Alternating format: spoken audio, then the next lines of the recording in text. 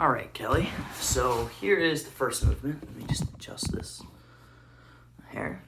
So we'll do a heels elevated squat. So I've got my yoga mat here. This is less than ideal. I would not use this. But if you have any like flat plates, lifting plates, those will work well. If you have a shoe with a high lift on it on the heel, that'll also work. But from here, I'm just going to take a dumbbell, and you can hold this or a kettlebell in the front rack position. And then from here, you're going to go knees out, stay on the outside part of your foot, push the knees over your toes, get as low as you can, and then come up. Okay, and that's going to be your squat. And you can load that up as heavy as you want, still staying within the 1x20 or 2x14 or 2x8 framework. The goal is to get to that amount of reps. So then we get to this rotary swing, okay? And really what we're trying to do is we're trying to load to one side. So I'm going to pivot and load to my right. I know half my body's cut off, but that's just because I'm dealing with space constraints here. But basically,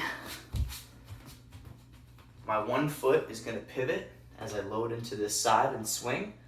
And then as I swing across my body, my pivot switch, and the dumbbell should go kind of 45 degrees to where it was behind me.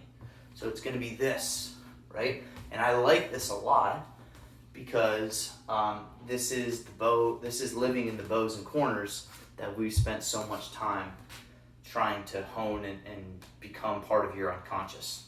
So it'll look like this. If you do it with a dumbbell, I think it's easiest to grab the corners here like this. And then from here, I'm gonna corner, bow, boom, release. Corner, bow, release. Here, boom, boom. I like to do these with shoes on because you're going to really be driving your foot into the ground, and there's definitely a tendency to lose some skin if you do too many of these. So do them with shoes.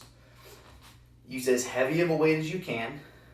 Use a couple reps to figure it out. Play with it for a little bit. If you don't like it, we'll go to something else.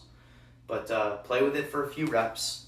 And the goal would be then to get 20 really crisp swings, or 2 sets of 20 really crisp swings on each side.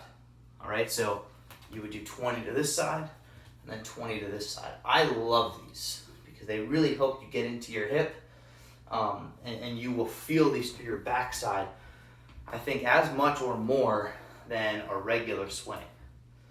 Okay, and then we've got our upper body push and pull. You can do a single arm row. I'm just gonna hold on to the bed, and you could do this just like this. Preferably this would be an object that's a little bit harder, but you can do it here.